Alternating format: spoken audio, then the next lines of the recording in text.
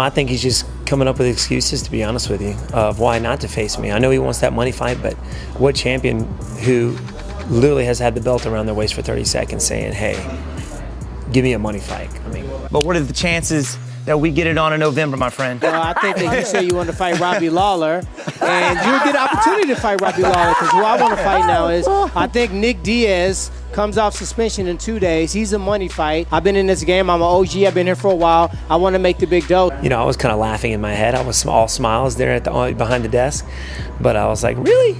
You know, no more contender and should be getting the title, but you know, him calling out a money fight is just kind of ridiculous. I think you have to earn your spot, earn your money fight, defend the title a few times before you ask for that. You know, you beat the champion, obviously, but you know, if that does happen, and after that, you know, prove it wasn't a fluke. You know what I mean?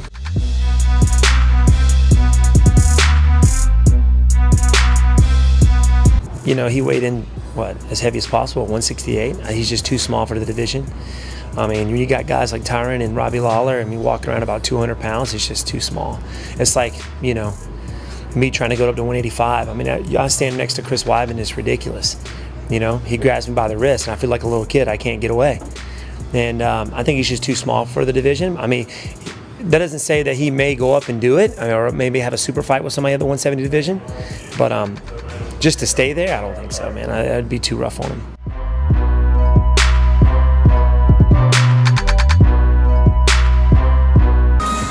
Drive through those hips, nice. Let's go, Ty, come on.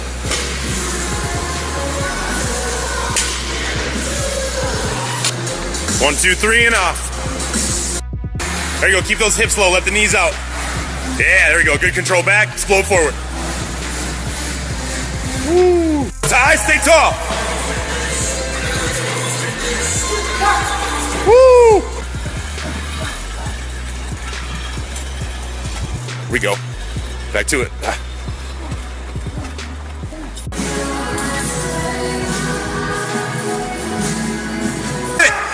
Let's go.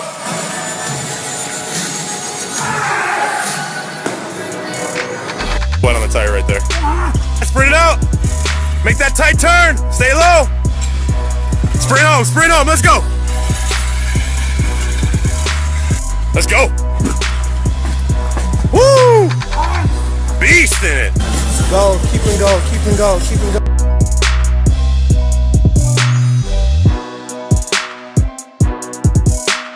Who else can walk through shots like Nate can? You can't get a heavier shot than that. And what does Nate do? Puts his hands out and walks forward. I'm not gonna lie, I was slightly terrified. There was a funny part in the fight. I don't know whether it was picked up or not, but they were in our corner, and Conor had thrown a turning side kick, which wasn't part of the game plan at all. And I kind of shouted at Conor, and he was like right beside me. And I was like, game plan, stick to the game plan, discipline. And like in the midst of all that madness, Nate like kind of looks down at me and goes, F you and your game plan. You know? but for me, like I was looking at him, just taking these heavy shots and walking forward and smiling. And in my head, I'm going, I'm glad I'm on the outside here, because this is insane that, you know, Conor's hit him with everything. And, you know, it's an incredible ability Nate has. And that's why I think it's the toughest fight, because a 55 or 45, anyone else that Conor lands on those shots on, which he will, over a 25-minute period, some of those shots are going to land. They're all going to go down. Only Nate can take those. So I think this is, until maybe the trilogy, the toughest fight Conor will ever have.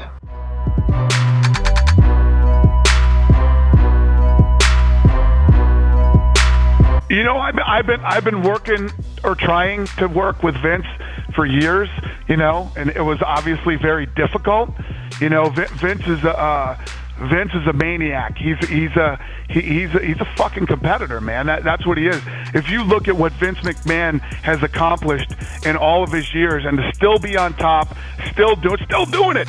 The guy's got enough money. He's in it because he loves it. He's in it because he's passionate about it.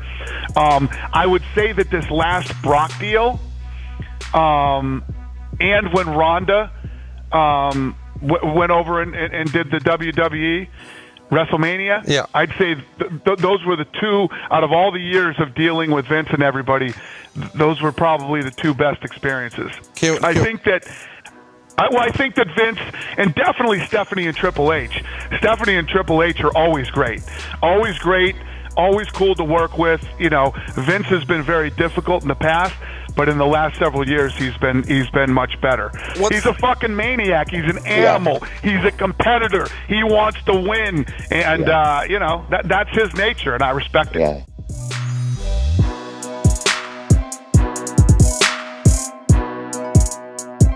One of my favorite people, man. I love Cormier. Great champion. He's a great ambassador for the sport. He's awesome. Listen, you know what my theory is on people who boo? Fuck them. Who cares? You want to elaborate on that? Yeah, I was waiting for like a really deep theory.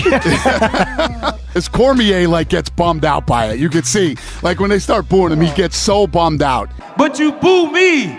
Thank you. Thank you.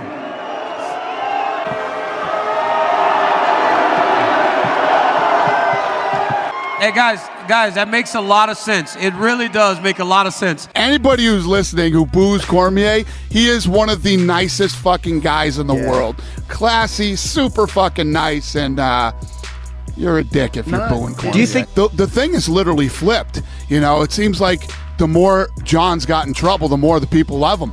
People can think whatever they want about Jon Jones. He's one of the greatest to ever participate in this sport.